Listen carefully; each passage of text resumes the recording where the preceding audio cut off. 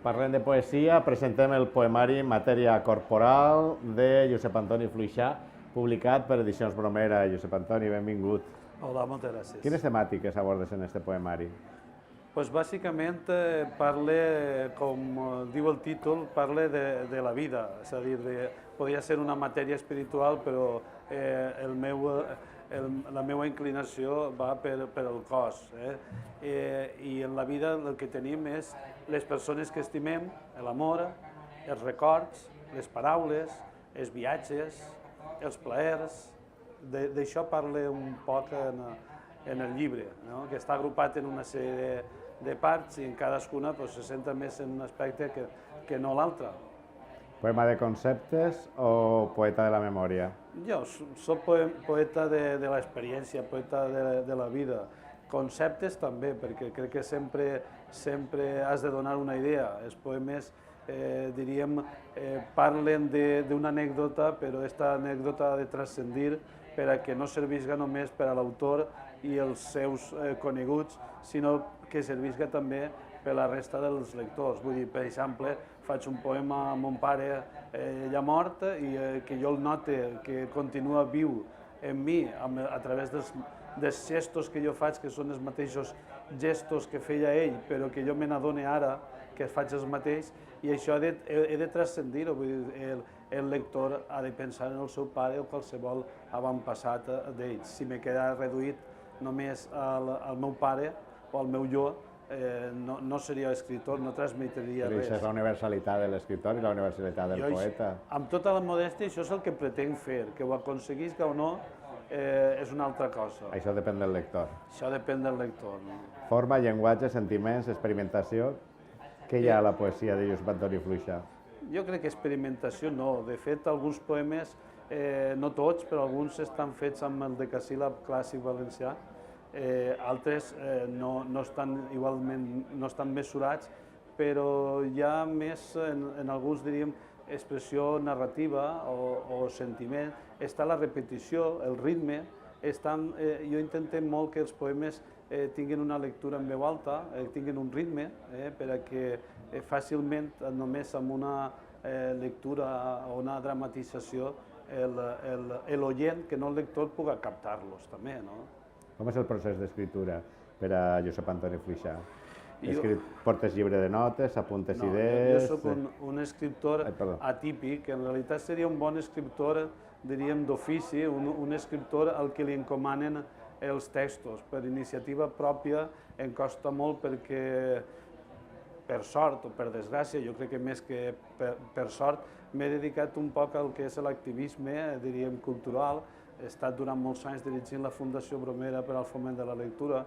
M'he dedicat a fer conferències, xerrades per a fomentar l'hàbit lector entre els xiquets i les xiquetes, i això m'ha fet que no li dedicara el temps que en altres vegades m'agradaria a mi per a escriure. I el fet d'aquest llibre, molts de poemes dels que agrupen són poemes que de vegades una falla, per exemple, me demanava per encapçalar el seu llibre. Són poemes que potser la meva dona me demanava per al seu aniversari, o poemes que alguna associació en algun determinat moment me reclamaven, i el que he fet és, després de 15 anys que no publicava, agrupar aquests poemes en parts i donar-los l'estructura de llibre i format de llibre. És a dir, el poema pot llegir-se individualment, però dins del conjunt té també una altra... Té una solució de continuïtat, però podem dir que són poesia incidental, com aquí que diu, que cobra un sentit en el llibre. Sí, però que jo normalment quan escric és més quan vaig pensant-ho, i pràcticament quan em poso a escriure ja tinc la idea del text que he d'escriure, però no m'he dedicat a l'escriptura com potser m'hauria agradat fer-ho, tot i que no renuncia a tota la tasca que he fet, que crec que és de difusió d'altres escriptors, de potenciar a gent jove que escriu. Avui he vingut acompanyat d'un altre poeta d'Alzira, que té 23 anys, estimular-los a la lectura. Això ha sigut una tasca per a mi bona. Què és la poesia i què trobes en ella com a mitjà d'expressió, com a gènere d'expressió? Jo la poesia és un gènere que sempre m'ha tret i trobo que en principi és paraula. Si no és una paraula que capte l'atenció del lector, no és res. És a dir, pot tenir una bona idea, però si no està expressat en la forma adequada, no fem bona poesia. En general, això és la literatura. Una cosa és, jo vull fer un poema molt bonic per exemple, admirar o contar les dones que tenen xiquets i xiquetes amb discapacitat, lo bones que són, doncs molt bé, faig un poema, però si no encerten la forma, no he deixat més que fer un pamflet o un text de circumstàncies. Per això la poesia sempre ha de ser una paraula ben dita, ben expressada.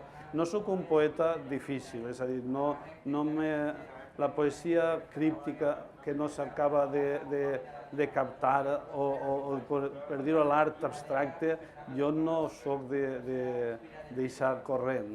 Estaries més a prop d'Estellés? Sí, evidentment, però n'hi ha molts poetes en la poesia universal que han sigut com l'Estellés, el Martí Pol o Cavafis. I la poesia actual al País Valencià, com la veus? Jo la veig amb molta força. Estan apareguent gent jove, gent d'altres generacions antigues que continua escrivint, noves col·leccions. Jo trobo el que sempre diem, falten lectors. Se publica molt, però això també és bo. Quan un és jove han d'haver col·leccions que puga la gent publicar sense necessitat de tindre un premi, i això il·lusiona. La meva filla, per exemple, ha publicat també un llibre amb 25 anys i no és el mateix. Quan un comença a publicar, un poquet reforça la seva estima i el voler ser escriptor o poeta. En el meu cas, quan ja tens més edat, ja busques més la selecció, no tens l'ànsia per escriure, però crec que n'hi ha molts bons poetes valencians en l'actualitat com narradors. La desgràcia és que no arriben al públic que deuria. És a dir, penso que la societat valenciana, una de les tasques que no fa com qualsevol societat és, diríem, seleccionar els seus autors. Com se seleccionen autors? Llegint-los. Aquells que tenen un públic se consoliden, poden professionalitzar-se i poden arribar a fer una gran obra. Nosaltres llegim els francesos, però seleccionats. Els valencians no seleccionem els nostres autors i de vegades és difícil distingir entre la figura potent i aquella figura que no dirà res el dia de demà, però que continua publicant amb les mateixes dificultats o facilitats que l'autor, diríem, amb potència o consagrat. No podem seleccionar en tota la història de la poesia valenciana, però sí que anem a seleccionar un poema d'aquest poemari de matèria corporal. Hem d'acabar l'entrevista en poesia. Tal vegada un fragment del de ton pare? Si vols, vos dic uno dedicat a la meva filla. Molt bé. I parla d'aquest sentiment del pare que vol sempre estar amb ella protegint-la, però les persones es fan majors i al final han de fer el seu vol. De fet, ella me n'ha fet un altre contestant-me, però bueno, això no el tinc jo. Diu: voldria ser per sempre el sentinella del teu son, quan ve la nit i el vent fa remoure les persianes, mentre s'escolten remors de tempestes més enllà dels vidres i de la càlida tebiesa de la cambra on dors tota la infantesa dels teus ulls encara tendres i futurs. Voldria ser per sempre el príncep dels teus somnis, el cavaller valent i aguerrit dels contes que escoltaves mentre et bressolava feliç als meus braços, i tu i jo érem l'únic centre, l'univers perfecte que s'expandia segur per sobre totes les amenaces que ens assetjaven. Voldria ser per sempre l'escorta dels teus dies, perquè caminen endreçats per la senda del goig i la carícia, allunyats tothora dels ulls dels malvats que envegen la sort dels altres i tracten d'assaborir-la per ser-ne els únics amb dret de tenir una vida complaent i poderosa. Voldria ser per sempre el rei dels teus desitjos i oferir-te'ls, amor, tots temps com un pomell, abellidor i renovat, fins a l'infinit en cada instant. Matèria corporal, Josep Antoni Fluixà, editorial Bromera. Moltes gràcies per aquestes paraules i per aquest poema. Gràcies a vosaltres.